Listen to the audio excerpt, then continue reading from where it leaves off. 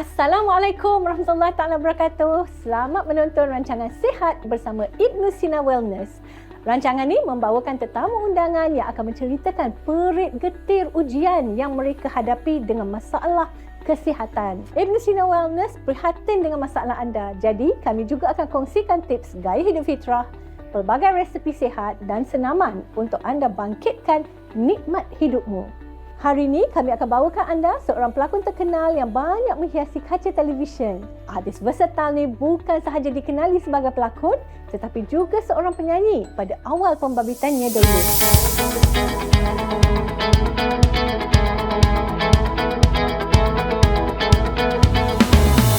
Assalamualaikum. Waalaikumsalam. Alhamdulillah. Terima kasih. Inilah dia Liza Abdullah. Saya. Pertama yang kita nantikan. Ya ke nantikan ni? Ya, jemput masuk. Kita dengarkan apa yang ingin dikongsikan. Jom. Kena kongsi ke? Ya, banyak nak kita kongsi ni.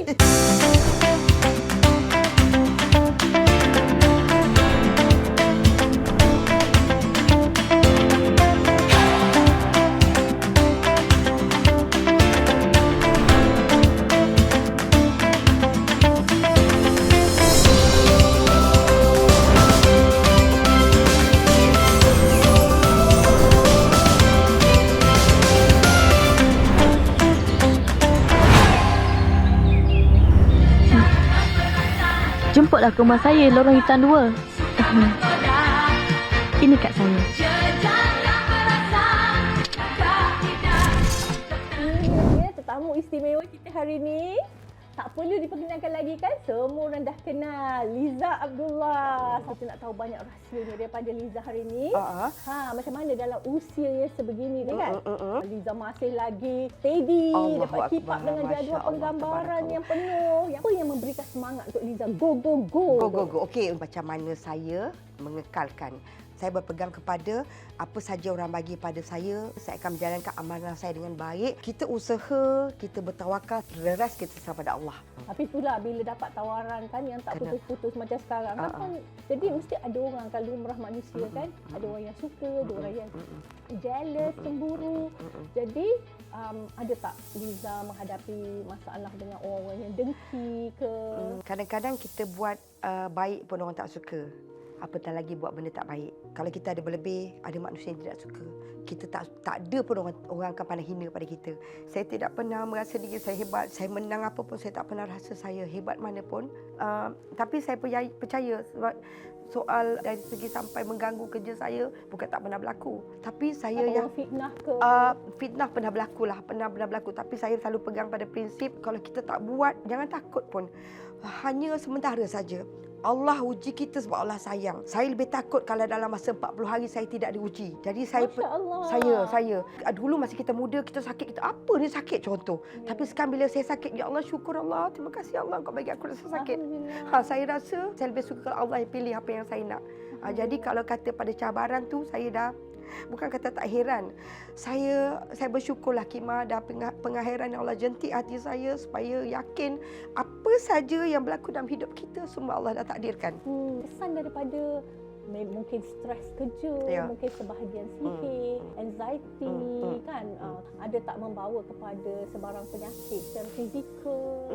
Saya ni manusia biasa, selalu diuji.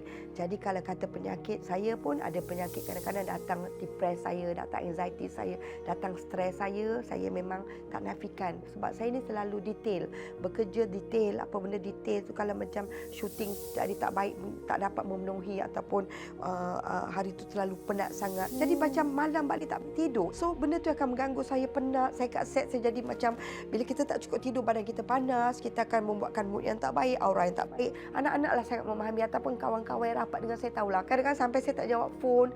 Tak cukup tidur boleh bawa kepada anxiety. Saya memang tak cukup tidur. Memang ya betul. Kan? Betul lah tu. Itulah penyakit ada negeri saya, ada GERD, ada gastrik yang teruk. Liza Imam Muda Hassan pun ada berikan tips solusi tahu untuk masalah stres, anxiety ni menurut kaedah Islam. Jom kita dengarkan bersama. Di sini saya akan berkongsi dengan anda solusi kepada jiwa yang sedih ataupun kacau, serabut, risau menurut kaedah Islam. Tips kerohanian ini ada ditulis dalam buku Gaya Hidup Fitrah yang diterbitkan oleh Ibnu Sina Wellness. bacalah doa dan ayat kursi sebelum tidur. Kalau dapat baca Al-Quran lebih baik. Dalam surah Ar-Ra'du ayat 28, Allah Ta'ala berfirman, iaitu orang-orang yang beriman dan tenang tenteram hati mereka dengan zikrullah. Ketahuilah dengan zikrullah itu, tenang tenteramlah hati manusia. Dalam cabaran-cabaran yang sebegitu kan, ada tak macam, yelah na'udzubillah min zalik, tetapi ada tak kalau Liza menghadapi sihir ke? Percaya pada sihir itu adalah wajib. Zaman-zaman Nabi dulu pun memang dah wujudnya sihir. Saya tak pernah rasa orang buat saya tak pernah ada, orang buat aku ke? Tapi macam saya cakap lah, kadang-kadang mungkin ada benda yang kita buat salah, kita dah menyakitkan hati orang tanpa kita tahu, ataupun kita pergi satu tempat-tempat yang kita tempat larangan. Saya percaya benda tu. Tapi kalau kata gangguan berbalik kepada persoalan tadi, saya pernah rasa macam, kenapa aku tak boleh buat? Kenapa aku susah nak hafal? Kenapa? Pernah juga di set lokasi, saya tak boleh berdialog. Saya punya lidah macam ada something keluh. Mulut saya rasa macam penuh. Saya tiba-tiba bibir saya tebal. Tapi saya fikir, saya ni cuba membuat, nak buat yang terbaik, nak bagi yang terbaik. Tapi kalau itu ujian saya terima. Rasulullah SAW bersabda, sesiapa yang mendatangi tukang ramal yakni dukun dan bertanya kepadanya tentang sesuatu, maka tidak diterima solatnya selama 40 malam. Hadis riwayat Muslim. Jauhilah daripada mencari dukun untuk menghantar sihir kepada satu sama lain. Kerana orang disihir bukan sahaja sakit pada rohani mereka, tetapi juga sakit pada jasmani mereka. Kerana sihir yang dihantar melalui perantaraan jin. Jin ini boleh kekal duduk dalam tubuh. Untuk menghilangkan sihir atau gangguan jin, Rasulullah SAW menggalakkan anda membaca surah Al-Baqarah. Dalam sebuah hadis yang diriwayatkan daripada Abu Hurairah radhiyallahu anhu, bahawa Nabi SAW bersabda yang bermaksud, jangan kamu jadikan rumah kamu seperti kubur. Sesungguhnya syaitan lari dari rumah yang dibacakan surah Al-Baqarah di dalamnya. Selain itu, anda bolehlah membaca himpunan ayat-ayat manzil atau maksurat atau ratib. Mudah-mudahan ia dapat menjadi pelindung diri dan ahli keluarga daripada sebarang gangguan. Semoga Allah redha untuk bangkitkan nikmat hidupmu.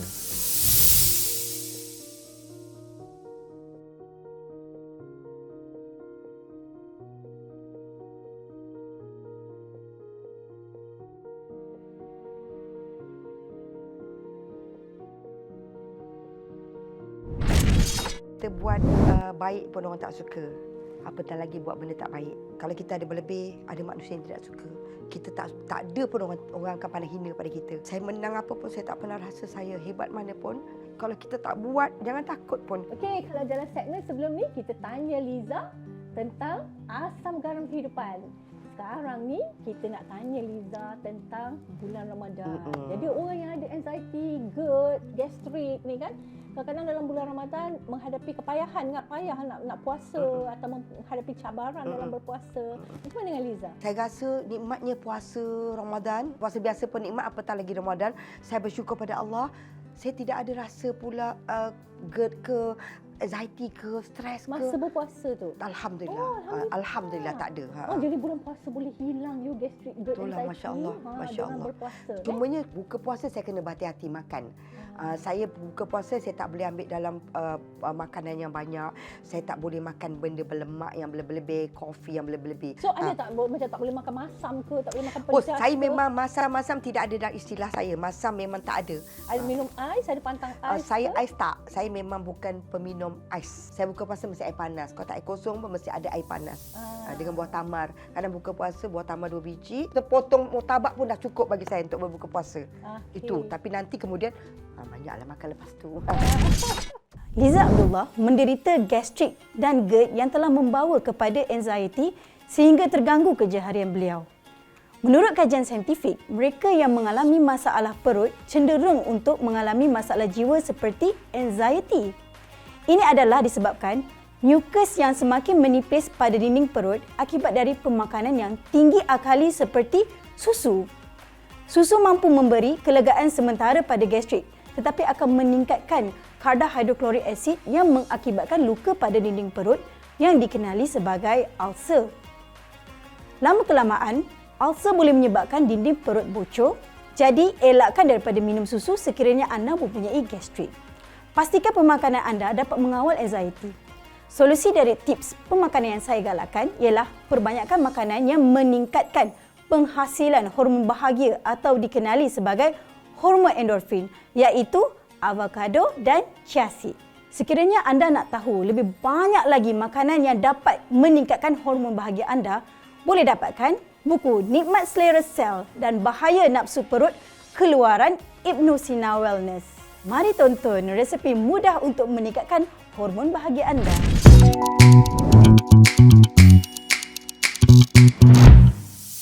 Hari ini kita akan kongsikan resepi mudah kepada anda iaitu berbola sultana. Masukkan 1 cawan prune, 1 cawan kismis sultana dan 1 cawan oat ke dalam mangkuk. Masukkan juga 5 sudu lotri honey.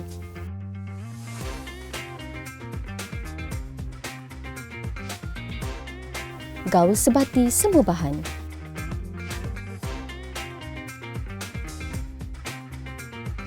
Kepal dan bulatkan adunan tadi. Hiaskan di dalam pinggan dan berbola sultana sedia untuk dinikmati.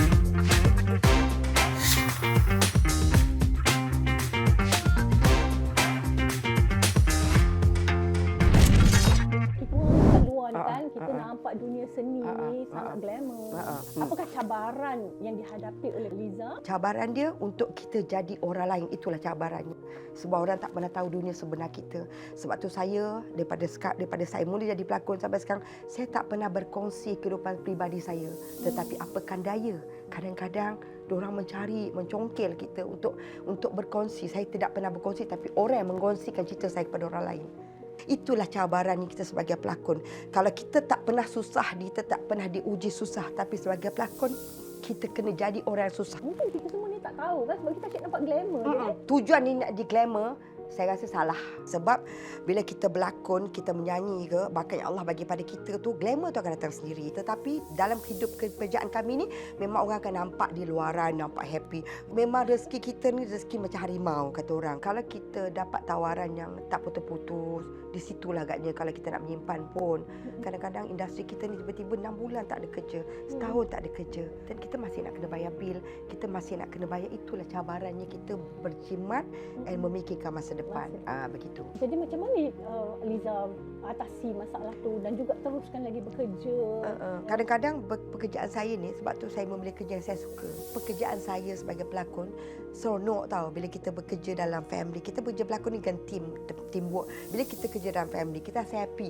Kita makan sama-sama. Kalau bulan puasa kita buka puasa sama-sama. Kita dah macam family. Itu yang membuatkan saya rasa kesakitan, kesedihan, anxiety saya akan rilis kerana saya di lokasi. Jadi kalau saya tak syuting, sebaik mungkin saya akan pergi ke majlis-majlis ilmu. Itu yang membuatkan jiwa saya rasa lebih tenteram, lebih dekat dengan dia. Kalau ada family support, ada support dengan kawan-kawan yang sama frekuensi berfikiran kan, mendekatkan diri kepada Allah, masuk majlis-majlis ilmu, all these things dapat membantu kita.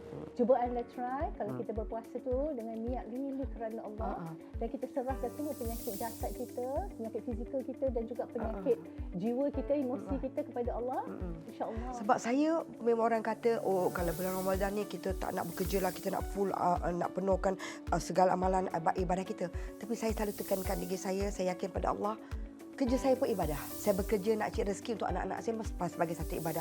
Kalau kita anggap pekerjaan kita sebagai satu ibadah, tidak ada istilah tak bekerja. Sebab kalau saya bulan Ramadan, contoh, kalau saya tak bekerja, saya akan jadi malas. Lepas sahur saya akan tidur. Jadi sebab tu, saya bulan puasa, saya lebih suka kalau saya bekerja. Apa saja pekerjaan yang tidak membataskan saya untuk tidak beribadah. Macam tu. Masya Allah, kita lihat saja Puan Liza di usia 59 tahun, masih sihat, masih berjuang dalam kehidupan, gagah nak bekerja lagi kan, masih on the go. Selain dari menjaga pemakanan, anda juga boleh amalkan senaman yang akan dikongsikan oleh Hakim Ahmad.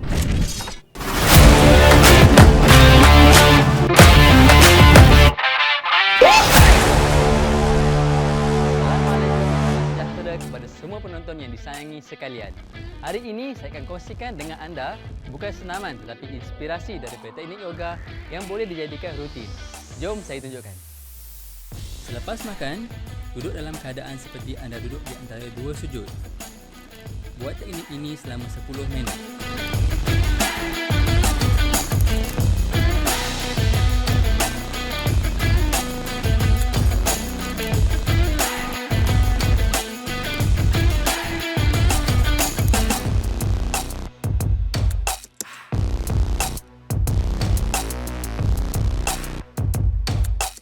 Teknik pusingan badan. Anda digalakkan untuk melakukan teknik pusingan badan ini sebelum anda makan. Anda juga boleh melakukannya di atas kerusi, di pejabat anda atau di mana-mana sahaja. Lakukanlah sebanyak 3 hingga 4 pusingan. Mudah kan? Sambil tengok TV pun boleh buat. Jumpa lagi di episod akan datang.